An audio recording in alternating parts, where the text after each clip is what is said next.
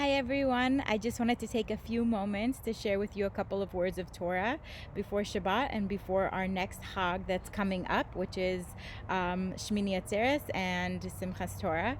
So a few words about Sukkot, because I shared this a few days ago and I thought that it was so important that I wanted to tell you all about it. Was the idea that during Sukkot there was also, which is less known, I guess, than the idea of dwelling in the sukkah and the idea of the lulav and esrog, which are symbolic of the holiday.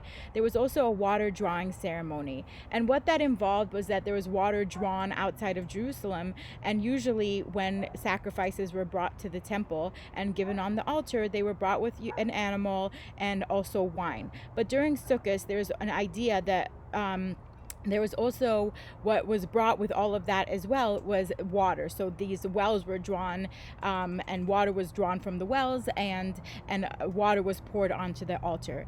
And the idea behind this is that, with wine, right, we have to toil the land, we have to work so hard in order to create it, and what God wants from us is obviously to work the land, and all of the produce and things like that, we have to bring it and we have to toil on the land. But the idea with water is that it's such a humble thing, a humble material, I guess you could say. It's pure by itself. There's nothing that needs to be done with it.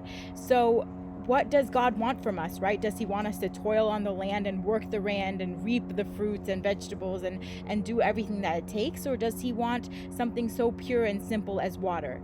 And the idea is that it's both. God wants what you do, and God wants also what you don't do.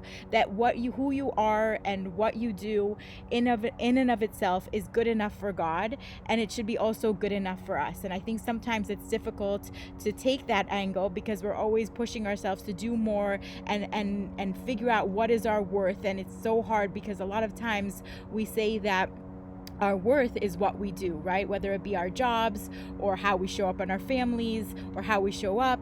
But really what God wants is just you. He created you as a perfect being, and he just wants you to show up. And so I thought that was a beautiful lesson that we learned from Sukkot. And next, as we come into Simchas Torah and and finishing the Torah, 5 books of Torah, the idea of that joy and the excitement and kind of the crescendo of all the holidays, right? We had Rosh Hashanah, then we had Yom Kippur, and then we had Sukkot, and now we have Simchat Torah, is the idea that as we get higher and spiritually elevating ourselves, we should definitely take a moment and celebrate all of our accomplishments. It's not just about the journey, and it's about the journey, and it's also about the destination. But at the end of the day, if you're not able to really enjoy the destination of all your hard work, you're never going to feel that worthiness that we talk about, right? And so if we're able to feel that worthiness and then turn around and say, hey, let's start again, right? Because we start the Torah all over again just as soon as we finish it.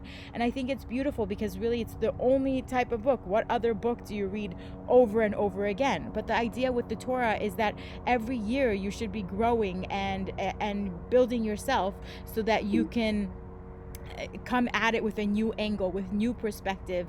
And God willing, next year we should all be celebrating in Jerusalem. So thank you so much. Have a wonderful, wonderful Shabbat and wonderful Hag, and hope to see you all very soon. Take care.